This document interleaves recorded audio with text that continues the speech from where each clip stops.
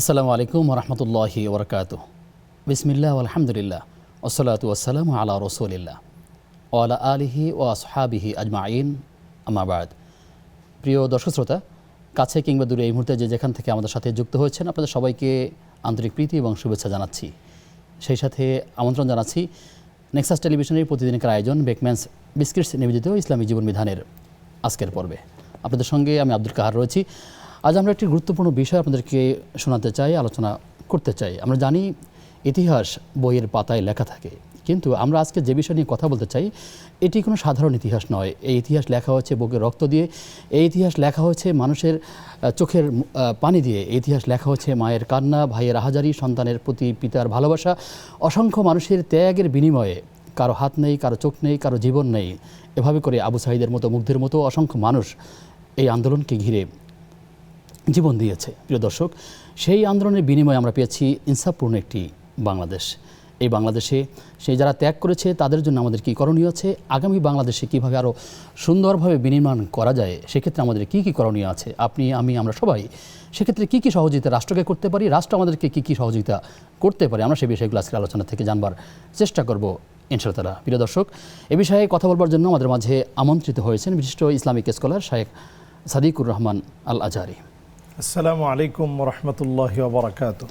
ওয়ালাইকুম আসসালাম রহমতুল্লাহি ওয়া বারাকাতুহু। আহলান সাহলান মারহাবা, কেমন আছেন? আলহামদুলিল্লাহ, আপনি কেমন আছেন? আলহামদুলিল্লাহ, আল্লাহ ভালো রেখেছেন। আপনাকে স্বাগত জানাচ্ছি আমাদের আজকের পর্বে। জাযাকাল্লাহু খায়রান। বারাকাল্লাহু ফিকুম। প্রিয় দর্শক, আপনিও চাইলে আমাদের সাথে আয়োজনে যুক্ত হতে পারবেন। নেক্সাস টেলিভিশন ইসলামিক এই পেজের কমেন্টে যে কোনো প্রশ্ন বাংলায় সংক্ষেপে মূল কথা আমাদেরকে জানালে আমরা সেই সকল প্রশ্নের সারাই সমাধান জানবার চেষ্টা করব ইনশাআল্লাহ তাআলা। যারা আমাদের সাথে টেলিফোনে যুক্ত হবেন অবশ্যই টেলিভিশনের ভলিউম কমিয়ে মূল কথাগুলো আমাদেরকে সংক্ষেপে বলবেন ইনশাআল্লাহ তাআলা। শেখ, আপনি ভূমিকাতে শুনলেন যে আসলে জুলাই শহীদদের স্মৃতি এবং আমাদের দায়িত্ব, এ বিষয়ে আমরা শিরোনাম করেছি। আপনি শুরুতেই আমাদেরকে যদি বলেন যে আসলে যাদের জীবনের বিনিময়ে সুন্দর একটি বাংলাদেশ, সেটি ৭১ এবং পরবর্তী সময়গুলো ২৪-এর বাংলাদেশ, এখানে তাদের ত্যাগের মূল্যায়নটা আসলে আমরা কিভাবে করব, কি করা উচিত? আলহামদুলিল্লাহি রাব্বিল আলামিন ওয়াল আকিবাতু লিল মুত্তাকিন ওয়াস সালাতু ওয়াস সালামু আলা আশরাফিল খালকি সাইয়্যিদিনা মুহাম্মদ ওয়া আলা আলিহি ওয়া সাহবিহি আজমাইন, আম্মা বাদ। অত্যন্ত গুরুত্বপূর্ণ বিষয়। আসলে আমরা শহীদদেরকে ভুলে যাই, তাদের ত্যাগ, তিতিক্ষা, কোরবানিকে আমরা অনেক সময় অস্বীকার করি এবং আল্লাহ তাআলা এই জন্যই আবার আমাদেরকে পরীক্ষার মধ্যে ফেলে দেন। তো জুলাইয়ে যারা, যে সমস্ত যুবকেরা নিজের বুকের তাজা রক্ত দিয়ে নতুন একটা ইতিহাস গড়ল, তারা কিন্তু কিচ্ছু চায়নি। তারা চেয়েছে ইনসাফের একটা বাংলাদেশ এবং তাদের যে স্লোগানটা আল্লাহ তাআলা কবুল করে নিয়েছিলেন, তাদের স্লোগানটা ছিল উই ওয়ান্ট জাস্টিস, আমরা জাস্টিস চাই। এক কথায় বলতে গেলে এটা কিন্তু কোরআনুল কারীমের একটা স্লোগান, ইন্নাল্লাহ ইয়া'মুরু বিল আদল। এবং আমরা জুমাবারে খতিব সাহেবদের থেকে এটা কিন্তু আসে, ইন্নাল্লাহ ইয়া'মুরু বিল আদলি ওয়াল ইহসান ওয়া ইতা'i যিল কুরবা ওয়া ইয়ানহা আনিল ফাহশাই ওয়াল মুনকারি ওয়াল বাগি ইয়া'iযুকুম লাআল্লাকুম তাযাক্কারুন ফাযকুরুনি আযকুরুকুম ওয়াশকুরু লি ওয়া লা তাকফুরুন। তো এটা আমরা কিন্তু প্রতিনিয়ত শুনে অভ্যস্ত। এই স্লোগানটা কিন্তু কোরআনুল কারীমের স্লোগান। তাহলে মুখপাদ্য বিষয় ছিল, তারা চেয়েছিল ইনসাফ। আপনি যে অংশটি বলেছেন তার যদি অনুবাদ করে দেন, যে আসলে আমরা আল্লাহ তাআলা ওয়ার্ডার করেছেন আদালতের, এটা আল্লাহর ওয়ার্ডার যে আপনি ইনসাফ প্রতিষ্ঠা করা লাগবে। তো এই ইনসাফটা কিন্তু একেবারেই আমাদের বাংলাদেশে আমরা প্রতিষ্ঠিত দেখিনি। আমরা দেখেছি যেখানে নিরপরাধ মানুষ দিনের পর দিন জুলমের শিকার হয়েছে, যেখানে রচনা হয়েছে আয়নাগরের, যেখানে অসংখ্য মাজলুম মানুষরা ফাঁসির কাষ্টে ঝুলেছে। তো এই বিষয়গুলো থেকে পুরো একটা রাষ্ট্রের দায়িত্ব নিয়ে কিছু মানুষ জীবন দিয়েছে। হাদিসের মধ্যে আসছে ইন্না হাদাল ইনসান বুনিয়ান, এক একটা মানুষ কখনো কখনো এক একটা প্রতিষ্ঠান হয়ে যায়। এই যে আবু সাঈদ, কে তাকে চিনত? আল্লাহ তাআলা শহীদ হওয়ার মধ্য দিয়ে শহীদ আবু সাঈদ, শহীদ মুগ্ধদেরকে আল্লাহ তাআলা কিন্তু দামি বানিয়ে দিয়েছে, এক একটা প্রতিষ্ঠান হয়েছে তারা। শরীফ ওসমান হাদি, আজকেও তার ভিডিও আমরা দেখতেছিলাম, আমি আসার আগেই তার একটা ভিডিও দেখতেছিলাম। তো এই যে এই মানুষগুলোকে আল্লাহ তাআলা একটা প্রতিষ্ঠান বানিয়ে দিয়েছে। শহীদদেরকে স্মরণ করে রাখার মধ্য দিয়ে নিজেদেরকে আরও বেশি দ্বীনের প্রতি, ইনসাফের প্রতি, আদালতের প্রতি নিজেদেরকে উজ্জীবিত করা যায়, নিজেদের মৃত প্রায় প্রাণগুলোকে আবার সজীব করে তোলা যায়। এজন্য শহীদদেরকে একটু স্মরণ করা। এজন্যই আজকে আমরা এই বিষয়টা নিয়ে কথা বলতে চাই। নবী করিম সাল্লাল্লাহু আলাইহি সাল্লাম উপমা দিতেন সাহাবায়ে কেরামের ক্ষেত্রে। বদরে কারা শহীদ হলেন, ওহুদে কারা শহীদ হলেন, তাদের উপমা, তাদের দৃষ্টান্ত নবীজি সাল্লাল্লাহু আলাইহি সাল্লাম মাঝে মাঝেই শোনাতেন। এবং নবীজি ইন্তেকালের কিছুদিন আগে, 10 দিন আগে ওহুদ প্রান্তে যে সাহাবায়ে কেরাম শায়িত অবস্থায় আছে, তাদের এখানে নবীজি ছুটে গেলেন এবং এই মাকবারার পাশে দাঁড়িয়ে, কবরগুলোর পাশে দাঁড়িয়ে তিনি বলছিলেন, আসসালামু আলাইকুম দারা কওমি মুমিনিন আতাকুম মা তুআদুন গাদাম মুআজ্জালুন ওয়া ইন্না ইনশাআল্লাহু বিকুম লাহিকুন। আমাদের অনেকের এটা মুখস্থ আছে। তো নবীজি সাল্লাল্লাহু আলাইহি সাল্লাম বলছিলেন যে তোমাদের উপর শান্তি বর্ষিত হোক, তোমরা আল্লাহ রাব্বুল আলামিনের ওয়াদাগুলো তোমরা পেয়েছো। আল্লাহ তাআলা যে ওয়াদাগুলো করেছিলেন সেগুলো তোমরা প্রত্যক্ষ দর্শন করেছো, তোমরা সেগুলো দেখেছো, দেখতে পেয়েছো। অচিরেই আমি নবী তোমাদের সঙ্গে আমারও সাক্ষাৎ হয়ে যাবে। আসলে এটা উপলব্ধি করা, যারা দেশের জন্য এত বড় কোরবানি করলো, আমি সেই কোরবানি করতে পারতাম কিনা। আসলে আমরা যারা হিপোক্রেট মানসিকতা থেকে আমরা বিচার করি, আমরা এটা খুব অল্পতেই ভুলে যাই। তাদের যে ত্যাগ, তিতিক্ষা, কোরবানি, আসলে কি আমি গুলির সামনে দাঁড়িয়ে জালেমের বিরুদ্ধে নিজেকে শহীদ করার মতো মানসিকতা আমার তৈরি হয়েছে কিনা? আসলে তো হয়নি। কয়জন মানুষ জীবন দিয়েছে? যারা জীবন দিয়েছে তারা কিছুই পায়নি, কিন্তু যারা জীবন দিয়ে আমাদেরকে ইনসাফের পথ দেখিয়ে গিয়েছে, আমরা অনেক কিছু হয়তো পেয়েছি, কিন্তু সেটা ধরে রাখার মানসিকতা অনেকের নেই। এই জন্য আজকের এই প্রোগ্রাম থেকে আমরা বলতে চাই, শহীদদেরকে স্মরণে রাখা, তাদের নোকসানিয়াত, তাদের যে ভুল ত্রুটিগুলো আছে ইসলামিক দৃষ্টিকোণ থেকে সেগুলো আল্লাহর কাছে ক্ষমা চাওয়া, যে আল্লাহ শহীদদেরকে আল্লাহ আপনি মাফ করে দিন। তাদের যে নোকসানিয়াতগুলো আছে সেগুলো আল্লাহ মাফ করে দিন। তাদের এই চেতনাকে যুবকদের মধ্যে অনেক দিন বাঁচিয়ে রাখার জন্য আলোচনায় রাখা। হাদিসের মধ্যে আসছে, বাদা আল ইসলাম ও গরিবান ওয়াসায়াউদু গরিবান তুবা লিল গুরাবা। ব্যতিক্রম কিছু মানুষদেরকে দিয়ে আল্লাহ তাআলা জগতের ভিতরে ইসলামকে প্রতিষ্ঠিত করেন। সুতরাং আমাদের দেশে এই যে একটা কোরবানি হলো, এই কোরবানির যে মূল কনসেপ্টটা ছিল, এই কনসেপ্ট কিন্তু কোনোভাবেই কোরআন বিরোধী না। উই ওয়ান্ট জাস্টিস, এটা কোরআনুল কারীমের একটা ফর্মুলা, কোরআনুল কারীমের একটা চিন্তা, কোরআনুল কারীমের একটা স্লোগান। সুতরাং আমরা আমাদের সেই ন্যায়ের পথে থাকতে পারি, ন্যায় বিচারের সাথে করার মধ্য দিয়ে একটা দেশকে গড়তে পারি। আল্লাহ আমাদের সেই তৌফিক দান করুন। দর্শক আছেন, প্রিয় দর্শক, আমাদের সাথে কে কে আছেন পরিচয় দিয়ে প্রশ্ন করুন। আসসালামু আলাইকুম। হ্যালো, আসসালামু আলাইকুম। ওয়ালাইকুম আসসালাম ওয়া রাহমাতুল্লাহ। যে আমার দুটো প্রশ্ন। একটা প্রশ্ন হচ্ছে যে তাহাজ্জুদ নামাজের পরে কোনো বিশেষ কোনো দোয়া আছে কিনা? তাহাজ্জুদের পরে বিশেষ দোয়া? জি। আর একটা হচ্ছে যে ওযুর পরে যে তাহাজ্জুদের নামাজ, যেমন ওযু করছে কিন্তু কোনো কথা বলে ফেলছি, তাহলে কি ওটা ওযু করা যাবে, নামাজটা করা যাবে কিনা? আচ্ছা, ঠিক আছে বোন, আপনি থাকুন আমাদের সাথে, আমরা জানার চেষ্টা করছি। আমাদের সাথে আর কে আছেন? আসসালামু আলাইকুম। হ্যালো, আসসালামু আলাইকুম। ওয়ালাইকুম আসসালাম ওয়া রাহমাতুল্লাহ। হুজুর, আপনারা কেমন আছেন? জি আলহামদুলিল্লাহ, আল্লাহ ভালো রেখেছেন, আশা করছি আপনিও ভালো আছেন। আছি আলহামদুলিল্লাহ। হুজুর, আমার কয়েকটা প্রশ্ন। আমি এক হাদিসে শুনেছি যে তোমরা যা অপছন্দ করো তাতেই তোমাদের কল্যাণ নিহিত। তো আমার প্রশ্নটা হচ্ছে, তা আমাদের কোনো অপছন্দনীয় কাজ হলে আমরা হতাশ হই কেন? 2 নাম্বার প্রশ্ন হচ্ছে, ঈমান কি বাড়ে এবং কমে? আর আচ্ছা, 3 নম্বর প্রশ্ন হচ্ছে, হুজুর, সূরা বাকারার শেষে যে আয়াত দোয়াটা আছে, রব্বানা লা তুজিগ কুলুবানা, এই দোয়াটা কি সিজদাতে, নফল নামাজ সিজদাতে পড়া যাবে? আর একটা হুজুর, জুলাই সম্পর্কে, যে জুলাই স্মৃতি জাদুঘরে যে ভাস্কর্যগুলো আছে, এটা কতটা শরীয়ত সম্মত? জি প্রিয় বোন, আপনি থাকবেন আমাদের সাথে। আমাদের সাথে ইতিমধ্যে আরও একজন দর্শক যুক্ত আছেন। দর্শক কে আছেন? আসসালামু আলাইকুম। ওয়ালাইকুম আসসালাম ওয়া রাহমাতুল্লাহ। হুজুর, আমি ময়মনসিংহ থেকে বলছি।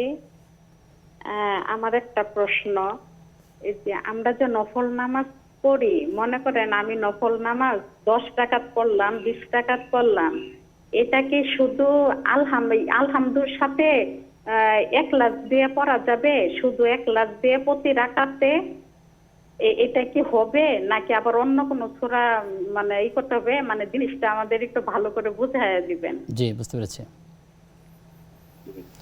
হ্যাঁ, প্রিয় দর্শক, আপনারা যারা আমাদেরকে প্রশ্ন করেছেন, আপনারা আমাদের সাথে থাকুন, আমরা ধারাবাহিকভাবে বিষয়গুলো জানবার চেষ্টা করছি ইনশাআল্লাহ তাআলা। শেখ আমাদেরকে বোন যে প্রশ্ন করলেন, আমরা সেই প্রশ্নগুলোতে যাই, এরপরে আমরা নির্দিষ্ট বিষয়ে আবার আপনার কাছে জি আসবো। ইনশাআল্লাহ। বোন বলেছেন যে তাহাজ্জুদের সালাতের পরে বিশেষ কি দোয়া আসলে করা উচিত বা করা যাবে? না, বিশেষভাবে ওই রকম কোনো দোয়া স্পেসিফিক তাহাজ্জুদের পরে নবীজি সাল্লাল্লাহু আলাইহি সাল্লাম করতেন এমনটা আসলে আমরা পাই না। অনেক ধরনের দোয়া আছে, আপনার যেটা মুখস্থ আছে, রব্বানা আতিনা ফিদ দুনিয়া হাসানা ওয়া ফিল আখিরাতি হাসানা ওয়া কিনা আযাবান নার, এই জাতীয় দোয়া সহ রব্বানা লা তুযিগ কুলুবানা বা'দা ইয হাদাইতানা, এই জাতীয় যত দোয়া আছে সব দোয়াই আপনি পড়তে পারেন, এতে কোনো বাধা নিষেধ নেই। বাংলায় আপনি দোয়া করতে পারেন। জি, শুকরিয়া।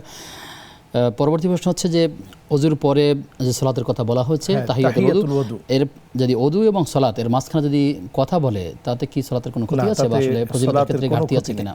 তাতে সালাতের কোনো ক্ষতি হবে না।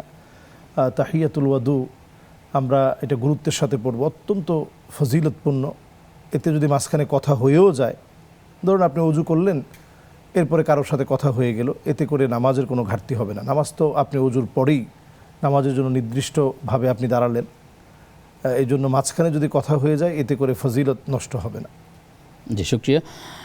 আমাদেরকে বোন প্রশ্ন করেছেন যে যে তোমরা যেটা অপছন্দ করো আর সেটার মধ্যে কল্যাণ নিহিত রয়েছে, এমন একটি বক্তব্যের কথা আল্লাহ তাআলা ওয়া বলেছেন। খায়রুল লাকুম। জি, তবে আমাদের মন খারাপ থাকে কেন? যদি আমরা বুঝি আমাদের হাতে সামনে এই আয়াতটি কারিমা আছে, তারপরে আমাদের মন খারাপ কেন থাকে? আসলে মন খারাপ হওয়াটা খুব স্বাভাবিক ব্যাপার। মনের উপর আসলে আমাদের হাত তো চলে না।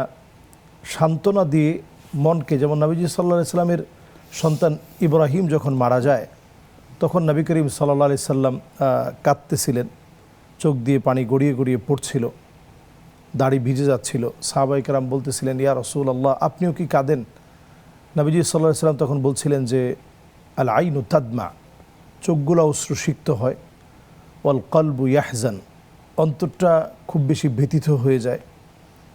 কিন্তু আল্লাহ সম্পর্কে এমন কোনো কথা বলা যাবে না যেটাতে আল্লাহ তাআলা বেজার হন। তার মানে আপনি ব্যথিত হতে পারেন, এটা ইসলাম নিষেধ করে না। যেমন আমার একটা কন্যা, আপনি জানেন নিশ্চয়ই, দুনিয়া থেকে চলে গেছেন, তার জন্য তার স্মৃতিগুলো আসার পর মনটা একটু দুর্বল হওয়া, চোখে পানি আসা খুব স্বাভাবিক। কিন্তু এটার মধ্যে কল্যাণ আল্লাহ তাআলা রেখেছেন, এই বিশ্বাস থাকাটার নাম হচ্ছে ঈমান। এজন্য মন ব্যথিত হওয়া, একটু পেরেশানি হওয়া, পেরেশানি আসা, তবে খেয়াল এটি রাখতে মানবিক হবে, দুর্বলতা। এটা মানবিক দুর্বলতা, এটা থাকবেই। তবে খেয়াল রাখতে হবে এটা যেন আমাকে এমন বানায় না দেয় যে আমি একেবারে চুল ছিঁড়ে ফেলতেছি, অথবা গালের মধ্যে আঁচড় দিয়ে গালের রক্ত বের কথা করে এবং কাজের ফেলতেছি। মধ্যে সীমা লঙ্ঘন প্রকাশ সীমা এমন লঙ্ঘন কিছু যেন করা না যাবে হয়, এটা খেয়াল রাখলেই ইসলামের একটা হুদুদ বা সীমানা আছে, এটা খেয়াল রাখতে হবে। জি, শুকরিয়া। দর্শক আছেন, জাযাকুমুল্লাহ। প্রিয় দর্শক কে আছেন আমাদের সাথে? আসসালামু আলাইকুম। ওয়ালাইকুম সালাম ওয়া রাহমাতুল্লাহ। আমি ছোট করে 4টা প্রশ্ন বলবো। জি, এক নম্বর প্রশ্ন হলো যে জানাজার দোয়া বাংলায় বলা যাবে কিনা, আর 2 নম্বর হলো যে মৃত্যু ব্যক্তির কবরস্থ কোন সময় নিষেধ আছে কিনা, যে এই সময় কবরস্থ করা যাবে না। কোন 3 সময়? নম্বর হলো আমরা তো অনেক সময় জানি না যে ছোট শিরকগুলো যেগুলো কোনটা করলে শিরক হয় না হয়, এটা তো জানি না। জানা বা অজানা যদি মৃত্যু শিরক ব্যক্তির হয়ে যায়, সংক্রান্ত প্রশ্নটা। এটা আল্লাহর কাছে প্রশ্নটা ভাই, কিভাবে দ্বিতীয় তওবা বা প্রশ্নটা আমরা মাফ ক্লিয়ার চাইতে হতে পারি না। দ্বিতীয় যে প্রশ্নটি, দর্শক আপনি নিশ্চয়ই শুনতে পাচ্ছেন। দ্বিতীয় প্রশ্ন হলো মৃত্যু ব্যক্তির কবরস্থ কোন সময় নিষেধ আছে নাকি, এই সময় নিষেধ কবরস্থ করা যাবে না। আচ্ছা, জি। আর 3 নম্বর হলো যে আমরা তো অনেক সময় বুঝতে পারি না শিরক, যে কোনটা করলে শিরক হয়। অনেক সময় ছোট শিরক গুলো হয়ে যায়, জানা বা অজানা, যেভাবে শিরকটা যদি হয় তাহলে সেটা আল্লাহর কাছে কিভাবে তওবা বা মাফ চাইতে হবে, পদ্ধতিটা একটু জানাবেন। জি। আর 4 নম্বর প্রশ্ন হলো যে জীবিত বা মৃত্যু ব্যক্তির জন্য, জীবিত বা মৃত্যু বাবার জন্য, বাবা মায়ের জন্য রব্বির হামহুমা কামা রব্বায়ানি সগীরা, এই দোয়াটা বলা যায়। কিন্তু যদি আমার কোনো মেয়ে সন্তান মারা যায় বা সন্তান মারা যায়, এদের জন্য, মৃত্যু সন্তানের জন্য কি দোয়া করতে হবে? আমার একটা বাচ্চা মারা গেছে, মেয়ে মারা গেছে 7 বছরের মেয়ে, 1 বছর আগে, এই মেয়ের জন্য কি দোয়া করতে পাবো আমি, জানাবেন একটু। জি, আপনি থাকুন আমাদের সাথে, আমরা জানবার চেষ্টা করছি। আমাদের সাথে আরও একজন দর্শক যুক্ত আছেন। দর্শক কে আছেন? আসসালামু আলাইকুম। ওয়ালাইকুম সালাম ওয়া রাহমাতুল্লাহ। জি দর্শক, জি। অনেক দিন থেকে লাইন পাওয়ার জন্য আমি করেছিলাম, লাইন পেলাম। জি, আপনার যে প্রশ্নটি এখন কি? আমি বলি আমি একজন ব্যবসাদার, আমি একজন ব্যবসা করি। জি, আচ্ছা, আমি ব্যবসা করি, আমার মহাজনের কাছে দেনা আছে, অন্য অন্য কোথাও দেনা নাই, অন্য কোথাও দেনা নাই, অন্য কোথাও দেনা নাই, মহাজন পত্র দেনা আছে। এই মাঝে আমি হজ করার নিয়ত করছি। আমি যদি হজ করার নিয়ত করে মহাজন পত্র যদি দেনা টেনা সব ক্লিয়ার করি, আমি তো তাহলে চলতে পারবো না এরকম। এবং আমার ছেলেও আমার সঙ্গে থাকে, ব্যবসা করে, এবং আমিও বাইরে টাকা পাবো, অনেক টাকা পড়ে আছে। এই পর্যায়ে আমি কিভাবে হজে যেতে পারি? জি। প্রিয় দর্শক, আপনারা সকলেই থাকুন আমাদের সাথে। বিরতির পরে আপনার সাথে আবার দেখা হবে। প্রিয় দর্শক, আপনারা দেখছেন বেকম্যানস বিস্কিটস নিবেদিত ইসলামী জীবন বিধান। সময় হয়েছে একটা বিরতির, ফিরছি কিছুক্ষণ পর, সাথে থাকুন। বিরতির পরে সবাইকে আবারও আমন্ত্রণ জানাচ্ছি নেক্সাস টেলিভিশনের প্রতিদিনকার আয়োজন বেকম্যানস বিস্কিটস নিবেদিত ইসলামী জীবন বিধানের আজকের পর্বে। আপনাদের সঙ্গে আমি আব্দুল কাহার রয়েছি। আমার সঙ্গে অতিথি রয়েছেন শেখ সাদিকুর রহমান আল আজহারি। শেখ আমাদেরকে যে প্রশ্ন করেছেন আমাদের আগে বোন, তিনি জানতে চেয়েছেন যে মানুষের কর্মের মধ্য দিয়ে তার ঈমান বাড়ে বা কমে, এই বক্তব্যটি সঠিক কিনা? হ্যাঁ, এটা যদি আমরা এক কথায় বলি, এটি অনেক আসলে পর্যালোচনার একটি বিষয়, এবং এটা নিয়ে আসলে আমরা যারা মাদ্রাসায় পড়াশোনা করেছি, আকীদার একটি গুরুত্বপূর্ণ বিষয় এটি, যে ঈমান বাড়ে কমে কিনা। মৌলিক কথা হচ্ছে ঈমান বাড়ে এবং কমে। যেমন আপনি ভালো কাজের মধ্য দিয়ে যখন ভালো কাজ করবেন, এই জাদাতহুম ঈমানা, ভালো কাজের মধ্য দিয়ে আলাইহিম আয়াতু জাদাতহুম ঈমানা, যখন আপনি কোরআন কারীমের তেলাওয়াত করবেন, নফল ইবাদত বন্দেগী করবেন, তাহাজ্জুদ পড়বেন, এর দ্বারা আপনার ঈমানের যে নূর, এই নূরটা বেড়ে যায়, আলোটা বেড়ে যায়। আবার যখন আপনি অন্যায় কাজ করবেন, ইন্নাল আবদা ইদা আখতা নুকিতাত ফি কলবিহি নুকতাতুন সাউদা, এক একটা গুনাহ করার কারণে আপনার অন্তরের মধ্যে এক একটা প্রলেপ পড়ে যায়, হাজার গুনাহ করার কারণে হাজারটা প্রলেপ পড়ে যায়। তো এটার কারণে আপনার অন্ধকার আচ্ছন্ন হয়, ইবাদতের স্বাদটা নষ্ট হয়ে যায়। তাহলে বোঝা যায় ঈমান ভালো কাজের কারণে ঈমান বাড়ে, মন্দ কাজের কারণে ঈমানের নূরটা আস্তে আস্তে নিবু নিবু নিবু নিবু হতে থাকে। তাওবার মধ্য দিয়ে আল্লাহ তাআলা আবার এটাকে সরিয়ে দেন। আশা করি ইনশাআল্লাহ আমার বোন এটা দিয়ে বুঝতে পারবেন ইনশাআল্লাহ। জি, শুকরিয়া। আমাদেরকে জিজ্ঞাসা করেছেন যে জুলাইকে কেন্দ্র করে অথবা এরকম শহীদদের স্মৃতি ধারণ করে যে ভাস্কর্য তৈরি করা হয়ে থাকে, সে ব্যাপারে ইসলাম কি বলে? না, এটা ইসলামে সম্পূর্ণরূপে নিষিদ্ধ। এটা অনেক দেশে হতে পারে, অনেক দেশে থাকতে পারে, মুসলিম দেশগুলোতে থাকতে পারে। তাই বলে শরিয়ার যে মানদণ্ড আছে, এই মানদণ্ডে এটা বৈধ না। আমরা জুলাই অনেক স্মৃতি স্তম্ভ দেখেছি যেটার মধ্যে কোনো মানুষের কিন্তু আকৃতি নেই, শুধু স্মৃতিগুলো লেখা আছে। এই জাতীয় হতে পারে, এই জাতীয় হলে ইসলামের কোনো মানুষের অবয়ব, মানুষের আকৃতি, ভাস্কর্য, মূর্তি সাদৃশ্য যেগুলো আছে, এটা ইসলাম সমর্থন করে না। এবং হাদিসের মধ্যে আসে, নবী করিম সাল্লাল্লাহু আলাইহি সাল্লাম বলছেন যে লা তাদখুলুল মালাইকা, ফেরেশতারা প্রবেশ করে না, বাইতুন ফিহি তাসাবির, যেখানে এই ধরনের তামাসিল, তাসাবির, মূর্তি, ভাস্কর্য, এই জাতীয় বিষয়গুলো থাকে, অথবা আপনি ছবিটা নিয়ে রাখলেন তাদের স্মরণে, এই জায়গাতে ফেরেশতা প্রবেশ করে না। এটি হচ্ছে ইসলামের বক্তব্য। সুতরাং এই বক্তব্যকে সমর্থন করে আমাদের বলতেই হবে যে আমরা যদি ইসলাম মানি, তাহলে তাদেরকে স্মরণ করব আমরা শহীদদের জায়গা থেকে। শহীদরা আল্লাহর কাছে যেমন দামি, ওই দামি জায়গা থেকে তাদেরকে স্মরণ করব। তাদের জন্য সূরা ইখলাস পড়ব, কোন আমল করা যেতে পারে, অর্থাৎ তাদের জন্য দোয়া করার ক্ষেত্রে হ্যাঁ, সূরা ইখলাস পড়ব, সূরা ফাতিহা পড়ব। তাদের জন্য আমরা কোরআন বিতরণ করতে পারি।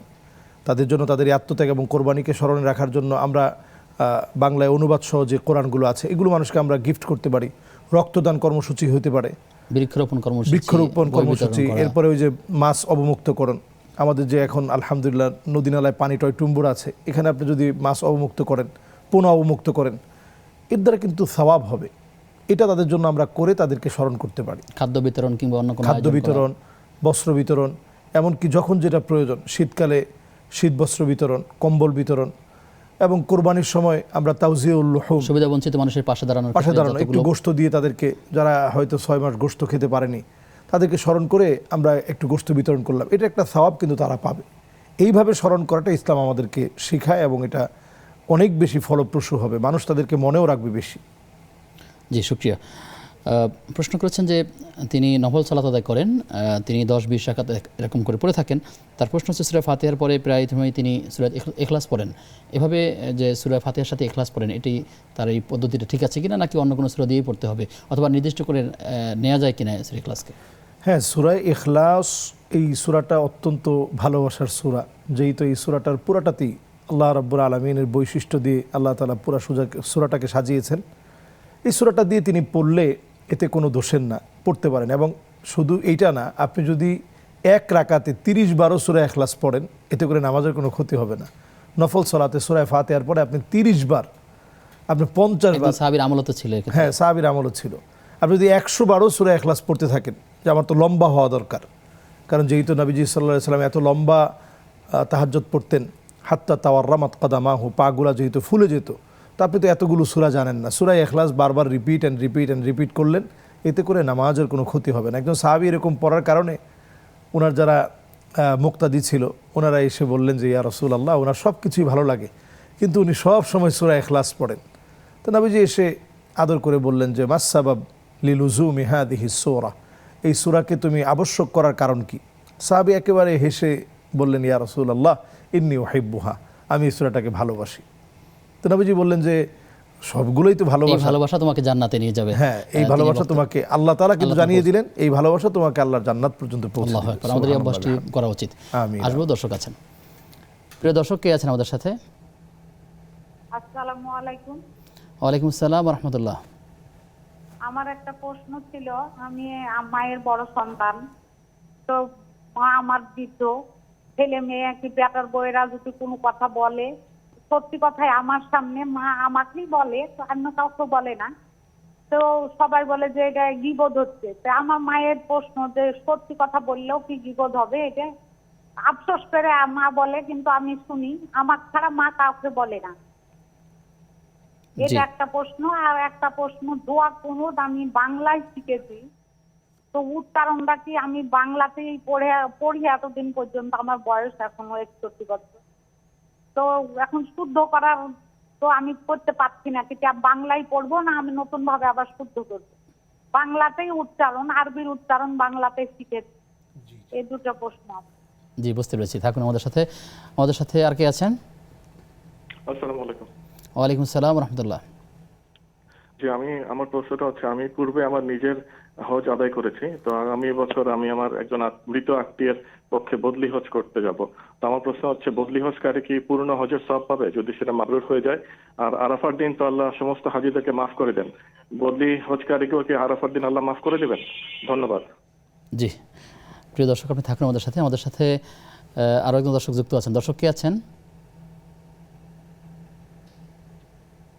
দর্শক শুনতে পাচ্ছেন? দর্শক, টেলিফোনের সংযোগে কেউ কি আছেন? জি, আশা করছি আপনারা পরে আবারও যুক্ত হবেন ইনশাআল্লাহ। শেখ, আমাদের হাতে বেশ কিছু প্রশ্ন রয়েছে। আমাদেরকে এক বোন জানতে চাইলেন যে জানাজার দোয়াগুলো বাংলাতে বলা বা জানাজার দোয়া আসলে কীভাবে সুন্নাহসম্মত পড়া উচিত? আমরা জানাজার বেশ কিছু দোয়া আছে, শুধুমাত্র আমরা একটা দোয়া বড় বিদায়, আমরা এই দোয়াটা পড়ি, অনেক সময় মনে করি যে এটা বাংলায় শিখে নেব। আমরা যদি এই দোয়াটাও পড়ি, আল্লাহুম্মা সাব্বিতহু আলাল ঈমান, যদি পুরুষ হয় আমরা যদি পড়ি আল্লাহুম্মা সাব্বিতহু আলাল ঈমান, আল্লাহ তুমি তাকে ঈমানের উপরে সাবিত রেখো। আল্লাহুম্মা গফিরহু, আল্লাহুম্মা আরহামহু, অথবা আল্লাহুম্মা আরহামহা যদি মহিলা হয়। এদ্দুর দোয়া যদি আপনি পড়েন অ্যাটলিস্ট হয়ে যাবে। তো আমরা ছোট করে এতটুকু শিখি, আল্লাহুম্মা আরহামহা যদি মহিলা হয়, আর পুরুষ হলে আল্লাহুম্মা আরহামহু, আল্লাহ আপনি তার উপর রহম করুন, আল্লাহ আপনি তার উপর দয়া করুন, আল্লাহ তাকে আপনি মাফ করে দেন। আর যদি আপনি দোয়া নাই জানেন, আপনি চুপ করে থাকবেন, মনে মনে যে দোয়াগুলো আমাদের চুপ করে থাকার পরেও তো মনে মনে তার জন্য দোয়াগুলো আসতেছে, এতে করেই হয়ে যাবে ইনশাআল্লাহ। জি, শুকরিয়া। প্রশ্ন করেছেন যে মৃত ব্যক্তিকে কবরস্থ করার নির্দিষ্ট কোনো সময় আছে কিনা, বা কোনো ধরনের কোনো সময় নিষিদ্ধ এমন আছে কিনা যে সময় দাফন করা যাবে না? না, আসলে মৃত ব্যক্তির জন্য এরকম নির্দিষ্ট সময় নেই যে এই সময় দাফন করা যাবে না। মৃত ব্যক্তির অধিকারের মধ্যে একটা অধিকার হচ্ছে তাকে অত্যন্ত সম্মানের সাথে গোসল করাতে হবে। গোসল করার সময় তার অবয়বগুলো যেন খোলামেলা না থাকে। দেখেন, আল্লাহ তাআলা মানুষকে এত সম্মানিত করেছেন, একটা মানুষ মরে গেলেও আল্লাহ তাআলা তার সম্মানকে অক্ষুণ্ণ রেখেছেন। তো এরপরে মৃত ব্যক্তির অধিকার হচ্ছে জানাজার নামাজটা যেন দ্রুত হয়। এবং জানাজার নামাজ যেন একটা হয়। আমাদের দেশে দেখা যায় যে একটু ভালো ব্যক্তি হলে, নামকরা ব্যক্তি হলে তার কয়েকটা জানাজা লাগে।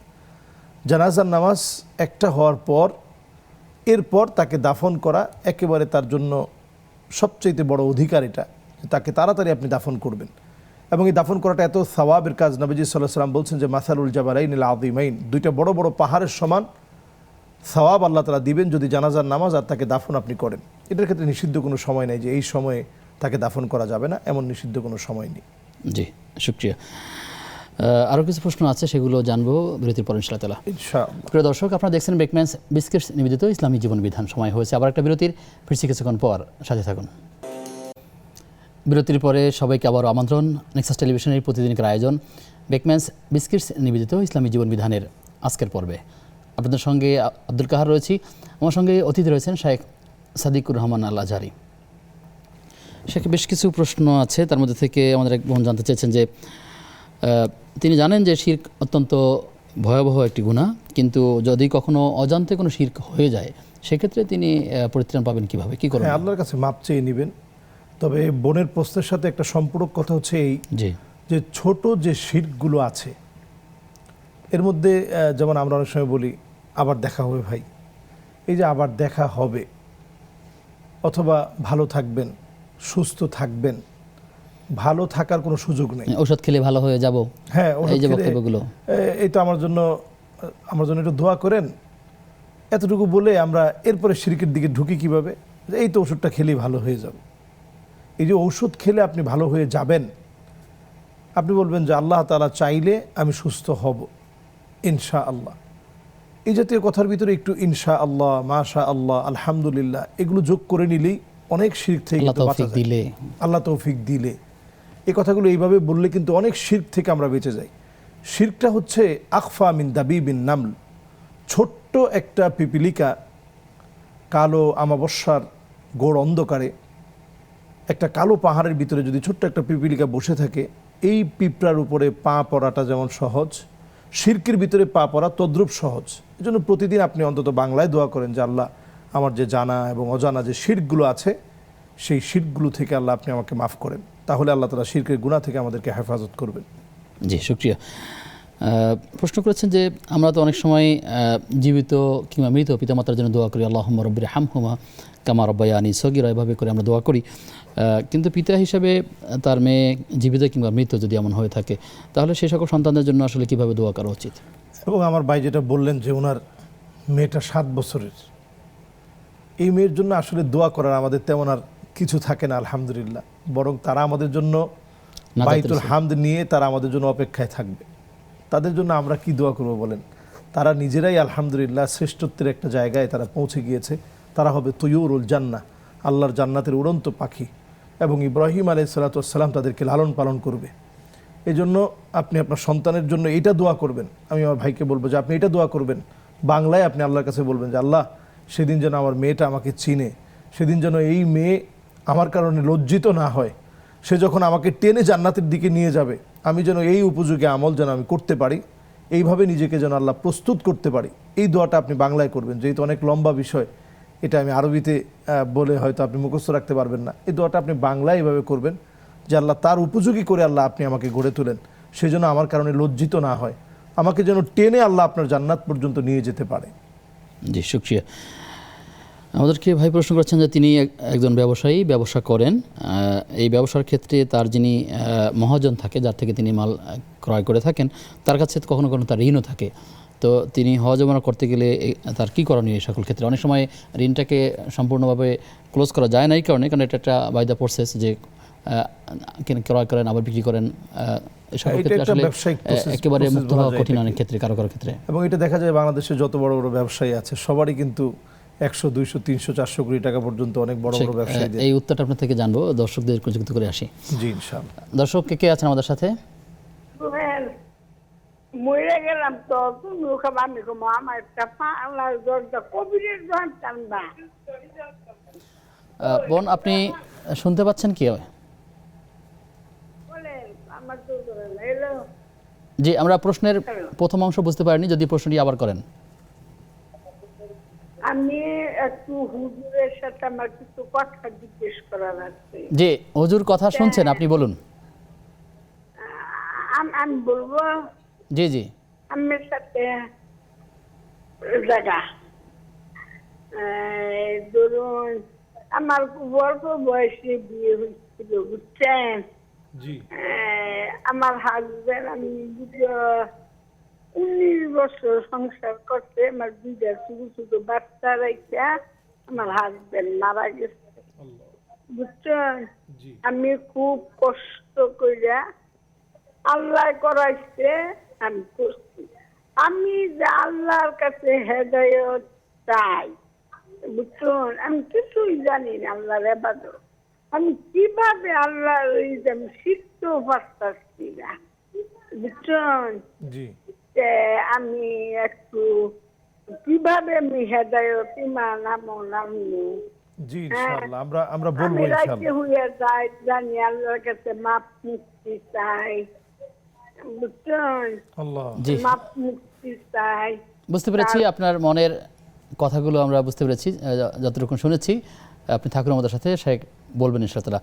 আমাদের সাথে দর্শক আর কে আছেন? আসসালামু আলাইকুম রাহমাতুল্লাহ। ওয়ালাইকুম সালাম। জি আমার একটা প্রশ্ন। আমার প্রশ্ন হলো, কেউ অসুস্থ রোগী, মানে অসুস্থ কেউ নাই, ওনার পিছে কি আমি যাকাতের টাকা খরচ করতে পারবো?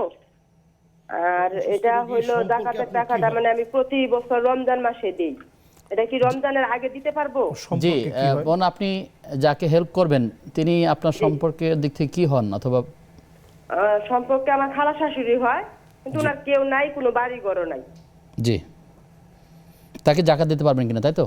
হ্যাঁ হ্যাঁ জি থাকুন আমাদের সাথে। আমাদের সাথে আর কে আছেন?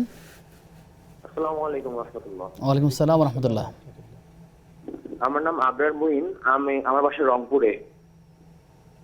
আমি হুজুরের কাছে জানতে চাচ্ছিলাম যে আমাদের ইসলামে বাদ্যযন্ত্রের বিষয়ে সম্পর্কিত যে হাদিস বা কোরআনের আয়াত আছে সেই সম্পর্কিত আর কি আমি একটু জানতে চাচ্ছিলাম।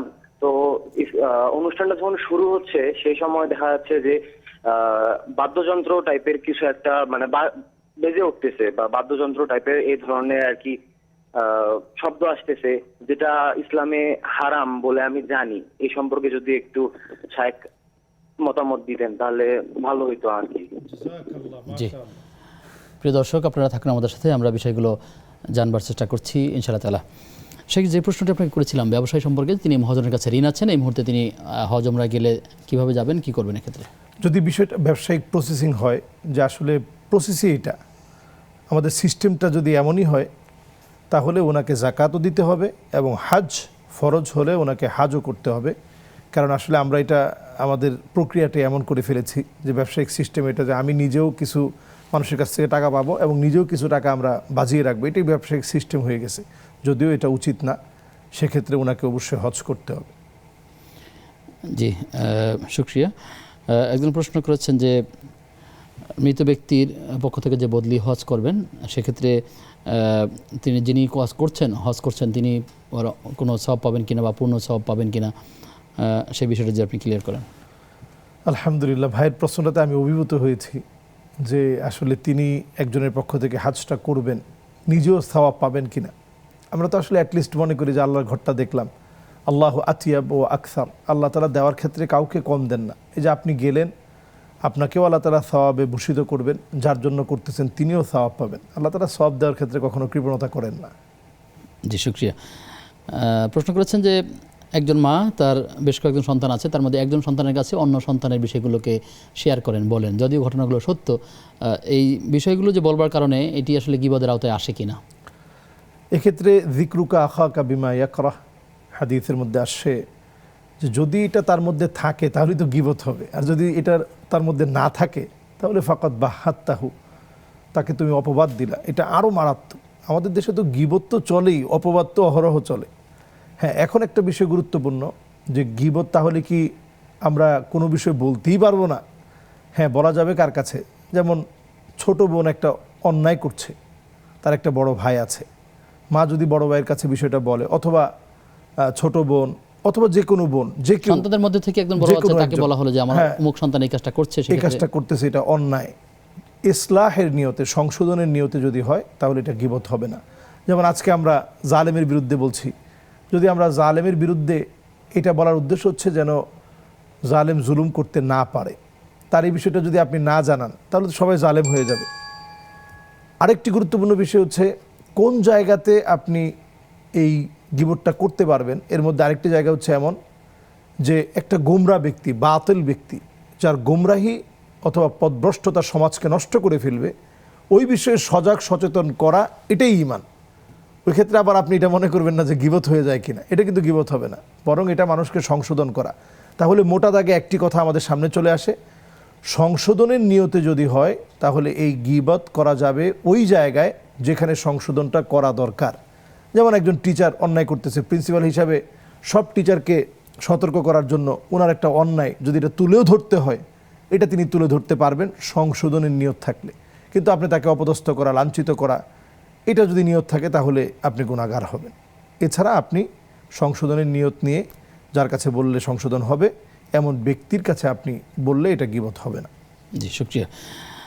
আমাদেরকে একবার বলেছেন যে তিনি অনেকগুলো দোয়া আরবিতে বলতে পারেন না, বাংলায় লেখাগুলো দেখে দেখে তিনি পড়েন, তিনি শুদ্ধ উচ্চারণ জানেন না। এক্ষেত্রে আরবির উচ্চারণটা বাংলায় দেখে দেখে পড়লে সেটা ঠিক হবে কিনা, বা কি করা উচিত এক্ষেত্রে? এক্ষেত্রে আমি আমার বোনকে বলবো যে খুব বেশি কিছু লাগে না, আপনি কিছু অক্ষরের উচ্চারণ এটা বাংলায় করা যায় না আসলে। যেমন খ, সদ, বদ, ত, জ, গইন, খ, আলিফ, ওয়াও, এই উচ্চারণগুলো, হামজাহ, এই উচ্চারণগুলো সচরাচর আপনি যতই লেখেন, র, এই যে মোটা হচ্ছে, এই উচ্চারণগুলো বাংলায় আপনি কোনোভাবেই আপনি লিখতে পারবেন না। এই জন্য যখন আপনি লিখবেন গাইরিল, বাংলা যেটা লেখা থাকে উচ্চারণটা হবে গয়রিল। এটি একটু যদি আপনি ঠিক করে নেন, মোটা হারফগুলো হুস্স, দগতিন, কেত, এই অক্ষরগুলো যদি আপনি একটু চর্চা করে নেন, অথবা যার যে কারো কাছ থেকে, যদি অল্প সময়ের মধ্যে তো বলা কঠিন, আপনি যে কারো কাছ থেকে একটু পরামর্শ নিয়ে নিলে, এক কথায় বাংলা উচ্চারণটা দেখে বলে সঠিকভাবে উচ্চারণটা আসে না, সম্ভব নয়। তিনি চেষ্টা করবেন শেখার জন্য, বা শুনে শুনে তিনি অন্যগুলো হলেও, একেবারে সবগুলো হবে না আমি সেটা বলবো না, কিন্তু এমন কিছু হারফ আছে যেটা বাংলায় আসলে লেখা যায় না। যেমন কফ, এটা যে ভিতরে যে একটা উচ্চারণ হচ্ছে এটা আপনি লিখতে পারবেন না। ফা, এটা পরিষ্কার আপনি লিখতে পারবেন, ফয়াকার ফা, এবং এটা আপনি উচ্চারণটা করে নিলেই হয়ে যাবে। কিন্তু কফ, ত, এটা আপনি পরিপূর্ণ উচ্চারণ করতে পারবেন না। বিধায় আমি বলবো যে আপনি কোরআন শিখা যে কোনো বয়সে, এটা আমাদের সবার জন্য ফরজ। এটা কোরআনুল কারীম শিখাটা নামাজের জন্য যেমন আবশ্যক, আপনার নিজের জন্য এটা ফরজ যে আপনি কোরআনুল কারীম শিখবেন, চেষ্টা করেন। এরপরে না পারলে আল্লাহ তাআলা আমাদেরকে কোরআন বিশুদ্ধভাবে তেলাওয়াত করবার, পড়বার, শিখবার তৌফিক দান করুন। আমিন। আপনার কাছে আবার আসবো বিরতির পর ইনশাআল্লাহ তাআলা। ইনশাআল্লাহ। প্রিয় দর্শক, আপনারা দেখছেন বেকম্যানস বিস্কিটস নিবেদিত ইসলামী জীবন বিধান। সময় হয়েছে সর্বশেষ বিরতির, ফিরছি কিছুক্ষণ পর, সাথে থাকুন। বিরতির পরে সবাইকে আবারও আমন্ত্রণ নেক্সাস টেলিভিশনের প্রতিদিনকার আয়োজন বেকম্যানস বিস্কিটস নিবেদিত ইসলামী জীবন বিধানের আজকের পর্বে। আপনাদের সঙ্গে আব্দুল কাহার রয়েছি, আমার সঙ্গে অতিথি রয়েছেন বিশিষ্ট ইসলামিক স্কলার শেখ সাদিকুর রহমান আল আজহারি। মোহতারাম, আমরা বদলি হজের একটি প্রশ্ন পেয়েছিলাম, সেক্ষেত্রে আমার সম্পূর্ণ প্রশ্ন আছে, সেটি হচ্ছে যে বদলি হজ অনেকেই করে থাকেন, কিন্তু কাকে পাঠাবেন এটা নিয়ে অনেক সময় চিন্তা থাকে। যিনি আগে হজ করেছেন কিনা তাকে পাঠাতে হবে কিনা, অথবা যিনি নতুন করে যাওয়ার আগ্রহী আছে তাকে পাঠাবেন, বা পরিবার থেকে কাউকে বাধ্য করবেন কিনা, এক্ষেত্রে আসলে সঠিক নির্দেশনা কি? বদলি হজটা আমরা যারা হজ করেছেন তাকে পাঠাবেন, কারণ আগে হচ্ছে ম্যান্ডেটরি হজ, যেটা আপনার উপর বাধ্য, আপনি যেটার জন্য আল্লাহ তাআলার ওয়ার্ডারে আপনি ভূষিত হয়েছেন, মা উলজিমা ফিহি কুলফা, আপনার উপর যখন এটা অর্পিত দায়িত্ব থাকবে তখন আপনি আরেকজনের বদলি হজ করবেন না, বরং আগে আপনার নিজের হজটা করার পর এরপরে আপনি বদলি হজ করতে পারেন। আচ্ছা আচ্ছা, শুকরিয়া। আমাদেরকে এক বোন প্রশ্ন করেছেন, তিনি একটু বার্ধক্য, যতটুকু আমরা বুঝতে পারলাম তার প্রশ্নের আলোকে, তিনি বলেছেন তার স্বামী ইন্তেকাল করেছেন বেশ আগেই, দুনিয়া থেকে বিদায় হয়েছেন, এবং তিনি খুব বেশি পড়াশোনা করতে পারেননি, জানার সুযোগ হয়নি, ইসলাম সম্পর্কে অনেক বিষয়ে তিনি অজ্ঞ। তিনি বলছেন যে আসলে আমি আল্লাহ তাআলার হেদায়েত পাবো কিনা, ক্ষমা পাবো কিনা, তিনি আশঙ্কা প্রকাশ করছেন। কি করণীয় তার জন্য, আশার বাণী কি আছে? আসলে উনি যে এই বয়সে আমরা শুনতে পাচ্ছিলাম যে উনি কথা বলতে কষ্ট হচ্ছে, এবং আসলে মানুষের বয়সের একটা সময় থাকে যখন কথা মনে থাকে না। এই বয়সে যে তিনি অন্তত প্রোগ্রামগুলো দেখতেছেন, দিন জানার জন্য আমাদের ব্যাকমেন্স নিবেদিত ইসলামী জীবন বিধান এই অনুষ্ঠানের সঙ্গে যুক্ত হচ্ছেন, এটাও কিন্তু দিন জানার একটা আগ্রহ। তো দিন জানার এই আগ্রহটা যদি আপনার ভিতরে থাকে, আমি বলবো আপনি হতাশ হবেন না। নবীজি সাল্লাল্লাহু আলাইহি সাল্লামের কাছে আরব বেদুইন একজন নারী আসছে, কিছুই জানে না, শুধু জিজ্ঞাসা করা হচ্ছে উনাকে আইন আল্লাহ। তিনি এরকম উপরের দিকে হাতটা দিয়ে দেখিয়ে দিয়েছেন যে আল্লাহ তাআলা উপরে। নবীজি তার ঈমানের স্বীকৃতি দিয়েছেন। কেন ঈমানের স্বীকৃতি দিলেন? যে এই মহিলা তার জানার মধ্যে যতটুকুন ছিল ততটুকুন থেকে তিনি বলছেন যে আল্লাহ উপরে। এতটুকুন দিয়ে যদি তিনি ঈমানের স্বীকৃতি পান, তাহলে যিনি আলহামদুলিল্লাহ আপনি যদি এখনও চেষ্টা করেন, যতটুকুন আপনি পারেন তওবা ইস্তেগফার পড়েন, ফরজ নামাজটা যেই হালতে আপনি থাকেন, শোয়া অবস্থায় থাকলে যদি আপনি উঠতে নাও পারেন, ওই অবস্থা থেকেও নামাজ পড়তে তিনি হতাশ হবেন না, নিরাশ হবেন না, তিনি কাজগুলো করে যেতে থাকবেন, আল্লাহর উপর আশা। আল্লাহ তাআলা মাফ করবেন জি, ইনশাআল্লাহ। দর্শক আছেন, প্রিয় দর্শক কে আছেন আমাদের সাথে? আসসালামু আলাইকুম হুজুর। ওয়ালাইকুম আসসালাম ওয়া রাহমাতুল্লাহ। আসসালামু আলাইকুম হুজুর, আমি একটু কথা বলি। ওই যে আপনাদের অনুষ্ঠানে শুনলাম কুলহু আল্লাহ সূরা, আমি কিছুই পারি না বুঝছেন। আমি বহুত চেষ্টা করেছি কোরআন পড়ার জন্য, হয় না, উচ্চারণ হয় না। আমার 2-3 বার নিউমোনিয়া হয়েছে, মেলা অসুস্থ আমি, আর বয়সও হয়েছে 85-র উপরে। কিন্তু হুজুর আমি খালি কুলহু আল্লাহ আর আলহামদুলিল্লাহ সূরা দিয়েই নামাজ পড়ে যাই, নফল নামাজ, ফরজ নামাজ সব নামাজই, আর আয়াতুল কুরসিটা পারি। আর আমি আর পারি না, আমি খুবই উচ্চারণই ফোটে না আমার মুখে হুজুর, বুঝছেন, হয় না। আমি বহুত চেষ্টা করেছি, হয় না, বুঝছেন।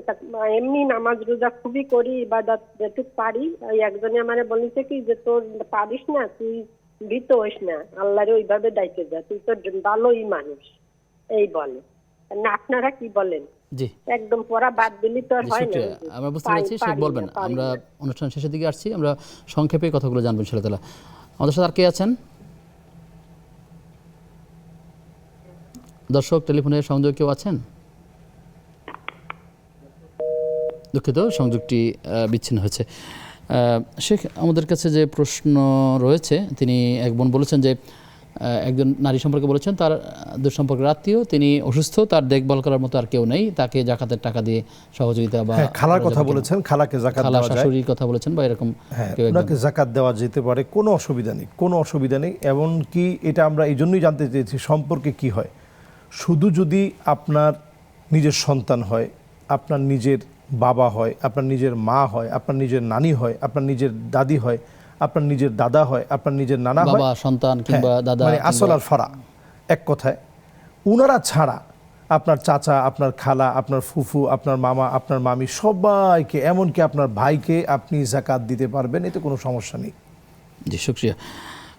প্রশ্ন করেছেন আমাদেরকে এক ভাই, তিনি বলেছেন যে ইসলামিক অনুষ্ঠানের আগে যে শুরুতে একটা থিম দেওয়া থাকে, সেই থিমের ক্ষেত্রে কখনো কখনো বাদ্যের মতো মনে হয়, বা বাদ্যযন্ত্রের ক্ষেত্রে, এ সকল ক্ষেত্রে আসলে যারা শুনবেন এটি তার চিন্তার বাইরে, বা এখানে অনেক সময় হাতও থাকে না, সেক্ষেত্রে আসলে কেউ গুণাগার হবে কিনা, বা করণীয়টাকে? আসলে এটা তো আসলে এমন একটি বিষয়, এটা যারা এখানের আইটি স্পেশালিস্ট আছে ওনাদেরকেও আমরা পরামর্শ দিয়েছি এবং পরামর্শ দিব যে হামিংয়ের মাধ্যমে, গলার মাধ্যমে অনেক সময় একটা ভোকাল তৈরি করা যায়, যেটা অথবা সমুদ্রের সাউন্ডকে সাথে অ্যাড করে ভোকাল তৈরি করা যায়। এটা আমরা করতে পারলে সবচেয়ে ভালো, যেটার মধ্যে কোনো মিউজিক কথা নিছক কোনো বাদ্য না হয়, বরং একটা অন্য কোনো পাখির আওয়াজ টাওয়াজ দিয়ে যদি করা যায়, পাখির একটা কিচিরমিচির আওয়াজ, সমুদ্রের একটু আওয়াজ দিয়ে যদি করা যায়, তাহলে এটা হামিং দিয়ে তৈরি করতে পারলে এটা সবচেয়ে ভালো।